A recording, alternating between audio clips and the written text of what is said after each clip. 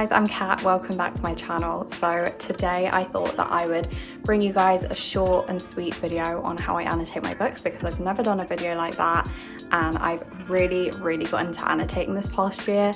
So I thought that I would let you guys know my method, what I use. My annotations definitely differ depending on the book. I'm going to run you through kind of my process and also how my annotating has changed in the past year. So I've got 3 books right here that are going to show my annotations very well. So yeah, let's get straight into it. So the first thing that I'm going to show you guys is my annotation pencil case. I actually got this from a Illumicrate box, and I think this is Manon from Throne of Glass. I'm not sure. That's what I've been told anyway. I definitely want to upgrade my annotation pencil case quite soon because it's very full and not very organized, and I'd love one with like different compartments and stuff. That's definitely on my to-do list. For now, this is my annotation pencil case that I've been using for a few months now. Let's start with sticky tabs, because I think this is like the most important thing. Obviously, if I didn't have sticky tabs, I wouldn't know where to look in the book for the quotes that I've put importance on. Nearly every single thing that I highlight or underline will be tabbed with one of these. I literally just got them off of Amazon.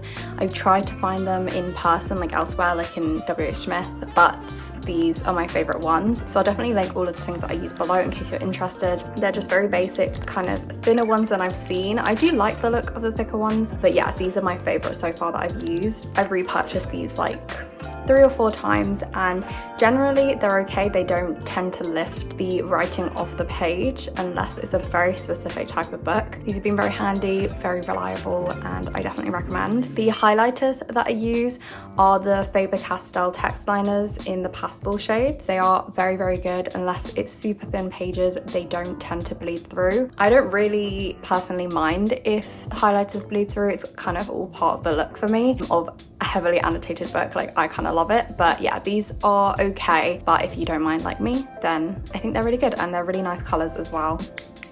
Yeah, I really love them. And I will show you what they look like on the page in just a moment as well. Depending on the book, sometimes I underline in these Stabilo fine liners, and sometimes I just use a ordinary biro. This one is the Zebra Z Grip in medium. I don't know if that means anything to you.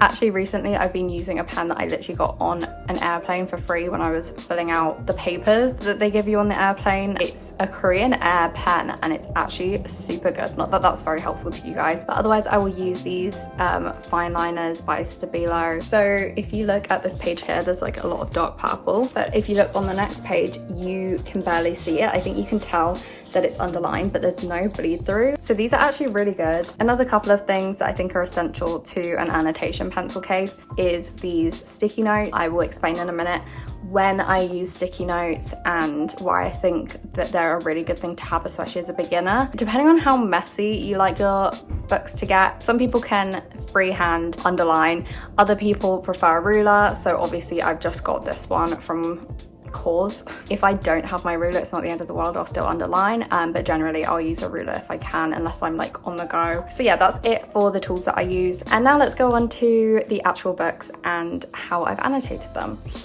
So the reason I've selected these 3, The Song of Achilles, All's Well, and The Secret History, is because they definitely show the progress of my annotation over the past year. So we're going to start with The Song of Achilles because this is kind of where I started with annotation. This was not the first book that I annotated. I've definitely annotated other books before this and differently, but I would say this was me being very much a beginner. To be honest with you, it's a bit of a stretch calling it annotation because I pretty much just tabbed. So for example, this page, you can see that there's literally just tabs. I haven't even underlined or highlighted, let alone written in this book. I'm pretty sure I tabbed kind of around the area / the end of the quote. But yeah, this is how I annotated right at the beginning. In every single book that I've annotated, I always put a key at the front, unless I'm just using one color, which I have in the past. Every single color tab will mean something different. So for the Song of Achilles, I did pink for love, blue for heartbreaking, orange for relatable, yellow for shocking or angry, and purple for beautiful quotes. There is a general theme of pink being like my favorite quotes or moments that I love, and blue being something to do with emotion. The other ones are more interchangeable for sure, and it depends on the story that I'm reading.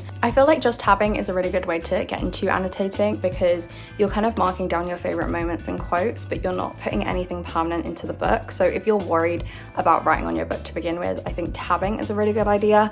I also think that using post-it notes is going to be your best friend because then you can actually write your thoughts in the book, but you don't have to actually write on the paper itself, just in case you're worried about giving the book away in the future, like unhauling the book. So yeah, definitely a good place to start. I mentioned just tabbing with one color, and instances where I do that were, for example, with these two books. So Watering the Soul is a poetry book. The reason that I just tabbed it one color is because I'm just tabbing my favorite moments or poems, underlining the lines that I like in that poem and tabbing it. Also, if I like the whole thing, I will just put these, I don't even know what they're called, like brackets. If I feel like it's too much to just underline and I would just find myself wanting to underline the whole thing, then I'll just use these brackets instead. For this book, I'm pretty sure that I didn't really know what sort of read it was going to be, so I didn't know whether I would have favorite quotes. I don't know if there would be sad moments, stuff like that. I just didn't know what to expect. So I underlined it in black and just tabbed it with a yellow tab. I'm pretty sure I chose yellow because I had an abundance of those tabs. That's one of the colors that I use least in my other annotations. This was mainly just underlining. I did write a little bit in the margins. I think this was kind of like me dabbling, but I still didn't commit the whole way. The next book we're going to look at is All's Well by Mona Awad. We've got the key at the front because I used loads of different colors. I knew that I wanted to do this because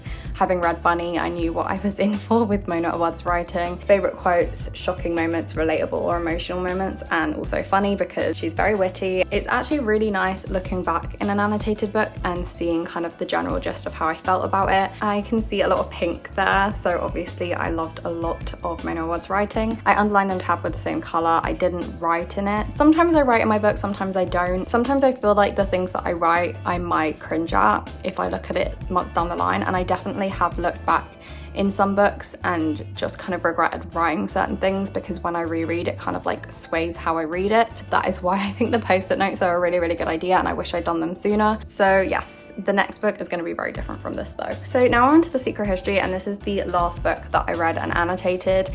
And this is probably my most annotated book to date. And this is where I really stepped up my annotations. I knew that this was a book that was going to evoke a lot of thoughts. For this book, I think I wrote down the first 4 and then I added the last 2 later on as I was reading it. I think that's also a good idea because then you'll kind of know what sort of things that are coming up a lot that you want to annotate. So the pink, as always, is favorite quotes or moments. The purple was imagery and themes because I knew that the writing in this one was going to blow my mind, and I was right. Yellow is character analysis because we had some interesting characters in this one. Blue was emotional reaction. That could be anything from sad, happy, finding it really funny, or like shocking. And then green was I feel seen, so it's kind of like relatable. I had a lot of relatable moments with Richard. And then orange is stuff that I found interesting, like philosophy discussions and yeah, kind of what they were studying in their Greek class. Yeah, there was a lot of philosophy in this book, so I definitely wanted to highlight the things that I found interesting anyway. This is probably one of my more heavily annotated pages. So for this one, I actually ended up highlighting it. I just had a gut feeling that I would like the look of the highlight with this book, and I'm definitely happy that I did it. So we've got a lot of writing in the margin because I'm kind of writing down my thoughts as I went with this one. This was a book club book for my Patreon, and I wanted to remember everything that I was thinking in the moment so that when I was kind of talking about the book to the camera, I could flick back through the pages and remind myself of exactly what I was thinking about a certain quote. So I'm actually really glad that I did this. So as you can see, I used the post-it notes as well, and that was when there wasn't enough space in the margin to write what I was thinking. Sometimes at the end of like chapters and like big moments, I would write all my thoughts down on a post-it note just to summarize how I was feeling about the book so far and what just happened and stuff like that, or any of like my big theories. I also did a lot of like freehand underline and circling in this one. I kind of just scribbled all over it and I really enjoyed that. I also circled words that I wanted to either find more context about or just didn't know the meaning of them. The word on this page that I didn't know what it meant was Dionysian, and the meaning is relating to the sensual, spontaneous and emotional aspects of human nature. So that did enlighten me on what they were talking about in this scene. And also I'm so happy that I did this reading The Secret History because I formed full-on whole multiple theories based on the context that I found out from words like this. So yeah, I highly recommend reading like this, and if you don't know a word or you don't know a reference that a book mentions, finding out just gives you a whole new layer of like meaning and understanding with your reading. During my read of The Secret History, I also did fun little doodles in it at some points. So for example, on this page, this looks a bit silly. It's because a certain letter in the Greek alphabet is shaped like a tulip, and I wanted to know what it looked like, so I looked it up, and this is apparently what it looks like. So just drew it all over the page, because as Richard's doing his Greek homework, he is just seeing these over and over again. So yes, this is probably the best example and most up-to-date example of an annotated book of mine. I am going to be doing a full flip through of my copy of The Secret History and all the annotations on my Patreon, so if you're interested in that, that will be available to my Cheshire Cat and Alice tiers as part of our book club. So yeah, I hope that you guys found this video at least somewhat interesting and helpful as well. Let me know if you want me to do any similar videos in the future, and also if you guys have got any tips and tricks, do comment them down below. I'd love to keep progressing on this annotation journey that I'm on. But yeah, that is it from me today. Like I said, a short but sweet video. I really hope that you guys enjoyed this one, and I will see you in my next one. Bye!